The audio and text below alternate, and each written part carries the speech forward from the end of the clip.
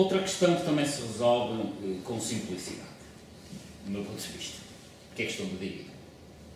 A questão da dívida é uma questão que está sofismada e é mal colocada em Portugal. Bastava que o Estado português chamasse um médio empresário habituado a pagar dívidas para Ministro das Finanças e resolver o problema. Porque há a ideia de que um Estado cumpridor é um Estado que paga toda a sua dívida. Não é verdade isso. Não é verdade. No mundo todo, só há 4 tipos de países face à dívida. Que são aqueles que são tão ricos que não têm problemas de dívida. A Noruega não tem problemas de dívida, quer dizer, não existe. Depois há aqueles que são tão pobres que também não pagam a dívida. A Somália também não tem problemas de dívida. Não se discute lá a dívida. Portanto, são muito pobres, são muito ricos, não têm problema. Aqueles que estão no grupo em que nós nos incluímos, há os cumpridores e os incumpridores. Quais são os países cumpridores de dívida pública? Estamos a falar de dívida pública. São os países em que os orçamentos de Estado são estruturados por forma a que se cativa uma pequena percentagem para o serviço da dívida. Ponto final. Qualquer país que não pague nada, ou que decida por um critério qualquer pagar mais ou menos, ou que decida pagar mais do que pode, é incumpridor. Um país que pague mais de dívida pública do que o orçamento contempla é um país incumpridor. Porque imaginem, vamos à economia familiar, um cidadão que ganha 1000 euros e comprou uma casa e tem que pagar 700 euros de renda por mês. Acham que é um cidadão cumpridor? Não, é assim, aquilo é mau para ele, é mau para o banco. Ele pode pagar durante 5 meses, mas depois acabou, não paga mais. Portanto, um país cumpridor era um país. Como é que se resolvia este problema em Portugal? Resolvia-se só com a discussão do Orçamento de Estado. É claro que eu conseguia fazer isso, né? Nós não conseguimos fazer isto nesta sala. Nem com este Parlamento se consegue fazer isto, a não ser por imposição. Mas se o Parlamento, ao discutir o Orçamento só tem uma restrição constitucional, que é as receitas têm que ser compatíveis com as despesas. Mais nada. Dentro disto, o Parlamento faz o orçamento que lhe apetecer. E que orçamento é que o Parlamento podia fazer em Portugal?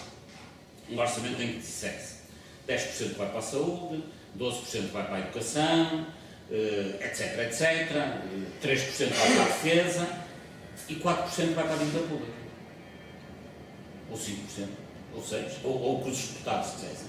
E depois o Governo, executante das decisões do Parlamento, sabia que tinha 5% para pagar a dívida pública. Ponto final. E as pessoas iam deixar de comer, iam deixar de nascer o sol? Não. Porque, como disse a Maria Luísa Albuquerque, o saldo primário é positivo. Portanto, os impostos que se recolhem em Portugal dão para o Estado viver. E de todo aquele orçamento tem que se cativar uma pequena parte para pagar a dívida pública. Desculpem, eu estou a dizer isto até com alguma arrogância, mas é que isto é de facto simples.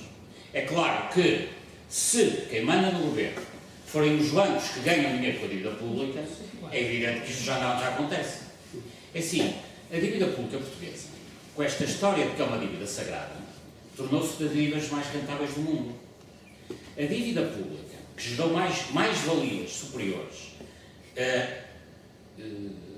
em fevereiro de 2014, foi a dívida portuguesa.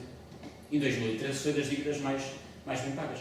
Devem saber, neste momento há os créditos e os fundos europeus, que dão origem a muitos créditos para as empresas. Ou sabem o que é que fazem as pequenas empresas, as médias grandes e as grandes empresas? Pegam nesses empréstimos e vão comprar dívida pública.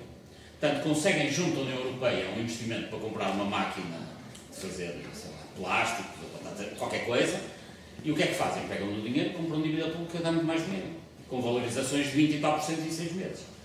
Portanto, se houver aqui alguém que tenha dinheiro e esteja a pensar em investir em alguma fábrica, não faça isso.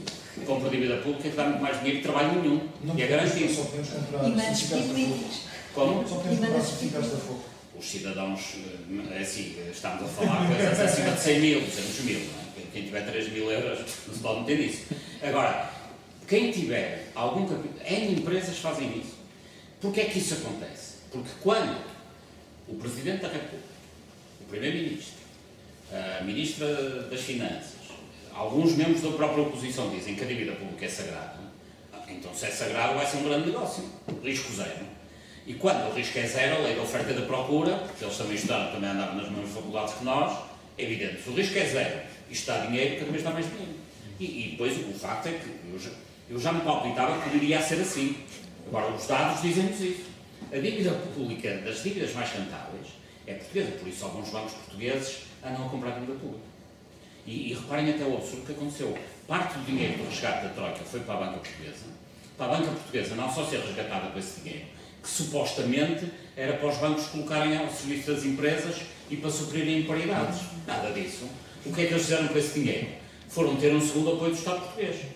Vejam o absurdo que isto é, que é o Estado português dá dinheiro aos bancos, para depois os bancos virem comprar ao Estado português dívida que dá muito dinheiro. É assim que isto tem que funcionar. Se estavam todos chorar, não é? Entretanto, o que é que acontece? Não há dinheiro para as empresas, como é evidente que eles andam neste jogo de casino e estão a fazer grandes negócios. A dívida pública hoje, uma parte significativa está na banca portuguesa, porque foi incentivada a isso. Foi um segundo apoio à banca que o Governo e o Parlamento, que isto, atenção, que não é só o PSD e o CDS que estão metidos nisto. São eles que levam neste momento a batuta, mas obviamente está toda a gente envolvida nisto. Mas, em última análise, o bom do Vítor Lima tem razão. Considerando a dívida sagrada, que é para pagar, ela nunca será paga. Claro. É absolutamente impagável. Qual é a solução que fazem os países que, enfim, há soluções mais imaginativas, não é? O Equador fez uma coisa altamente imaginativa, que foi, disse que não pagava a dívida, ela baixou tanto de valor que pagou para o Estado, porque ela estava muito barata. Bom, depois há soluções mais imaginativas, e há muita literatura sobre isso, e há, agora, numa solução entendível pela população, o Parlamento tem um orçamento em que vai gastar, em 2015, imaginemos, 75 mil milhões de euros. E, desde logo, diz 5 mil milhões a pagar a dívida. Ponto final. E cabe depois ao Governo, com gente competente e capaz, ir ver como é que se resolve. Mas voltamos a uma situação. É evidente que o Estado, a economia de um Estado não é comparável com a economia da família. Mas eu volto ao exemplo que o cidadão que ganha 1000 euros, paga 700 de renda de casa, jamais pagará nem a dívida nem a casa. E, mais, quando um Estado começa a pagar de forma coerente e constante as suas dívidas, depois os juros baixam e tudo se torna muito mais simples. Agora, o que não é aceitável é o Estado português, no estado em que o país está, ter como primeira despesa juros da dívida pública. Imaginem que é um de nós não ter comida no frigorífico porque anda a mudar a água da piscina todas as semanas.